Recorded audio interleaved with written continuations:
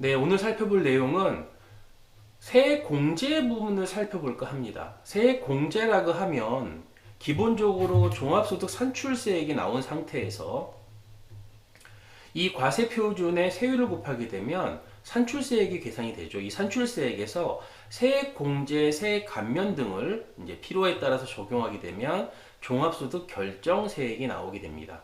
여기서 원천징수세액과 같은 미리 납부한 것, 즉 선납한 개념이죠. 기납부세액을 차감하게 되면 차감 납부할 세액이 나오는 구조를 가지고 있습니다.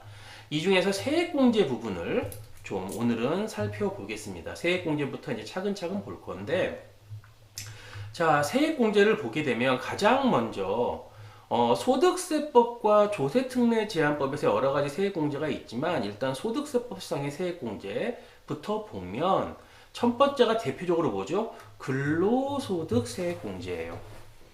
근로소득은요, 여러분, 뭐 요즘은 사업소득도 다 신용카드, 현금 영수증 등으로 양성화가 돼서 다 노출이 되고 있지만 근로소득은 과거부터 전통적으로 원천징수에 의해서 이루어지기 때문에 유리지갑이라 그러죠. 근로소득은 명명백백하게 100%다 드러날 수밖에 없다.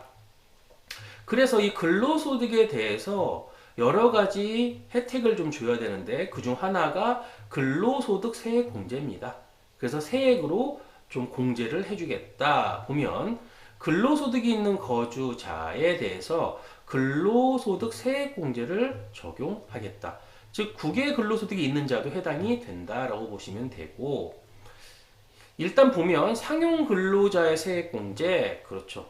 일용 근로자에 대한 것은 저번에 살펴봤지만 55%를 해줍니다. 산출세액이 55% 해주는 거고, 상용 근로자는 상당히 복잡합니다. 기본적으로.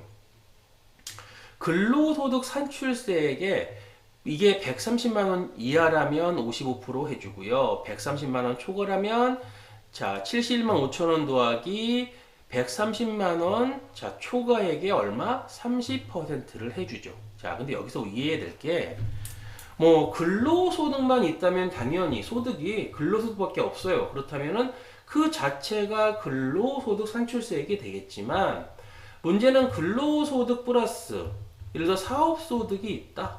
그러면 이 산출세액, 근로소득과 사업소득이 합쳐서 종합소득 금액이 돼서 공제를 빼서 과표가 나와서 산출세액을 뽑아놨을 때 근로소득과 사업소득이 합계 있다면 이 산출세액은 근로소득의 산출세액이 아니죠.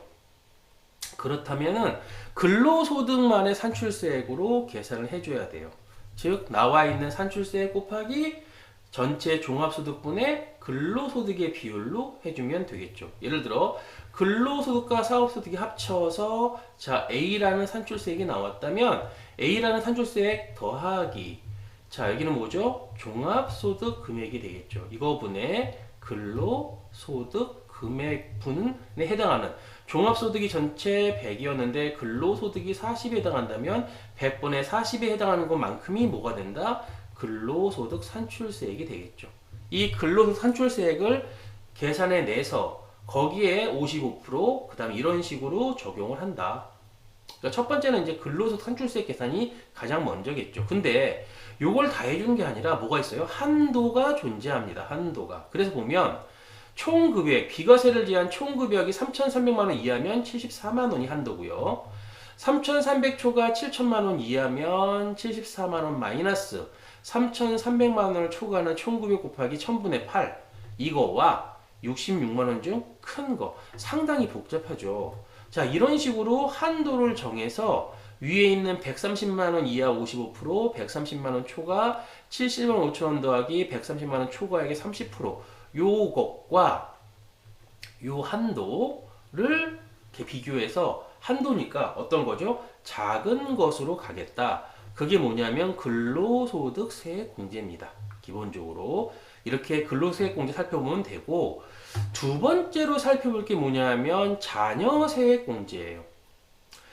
자녀가 있다. 그랬을 때 자, 종합소득이 있는 거주자의 기본공제 대상자에 해당하는 자녀 자, 있는 경우에 뭐를 적용합니까? 자녀 세액공제를 적용하게 됩니다. 그래서 첫 번째는 뭐냐면 자녀의 수만큼 공제해 주는 게 있고 또 그 해, 예를 들어 2024년도라면 그 해에 출산했다, 애가 태어났다, 태어났을 때 해주는 게 있습니다. 기본적으로 공제 대상 자녀가 8세 이상인, 8세 이상이에요. 자녀가 8세 이상인데 한 명이 있어요. 그러면은 15만 원.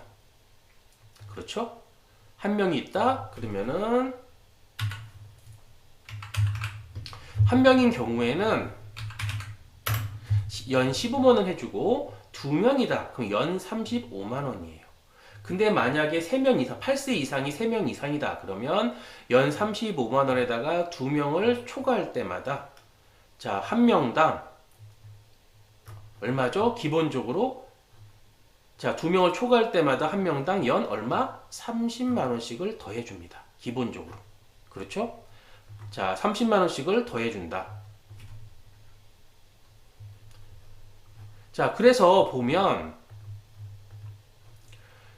출산 의반 공제를 보면 그에 태어났다. 만약에 태어났다면 어떻게 된다? 첫째가 태어났다면 30만 원, 둘째가 태어났다면 50만 원, 그리고 셋째 이상이라면 연 70만 원.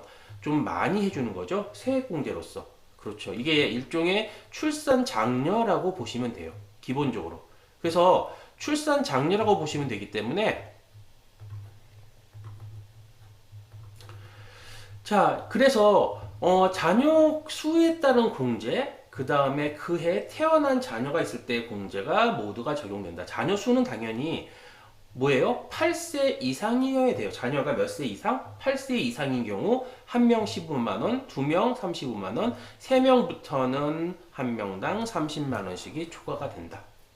그리고 이거와 별도 첫째가 태어났다면 30, 둘째라면 50, 셋째라면 70만 원. 이렇게 적용이 됩니다. 이게 뭐냐면 자녀 세액 공제가 되겠죠. 그래서 오늘은 근로소득세액 공제와 자녀 세액 공제를 한번 살펴봤습니다. 또 다음 시간에 찾아뵙도록 하겠습니다.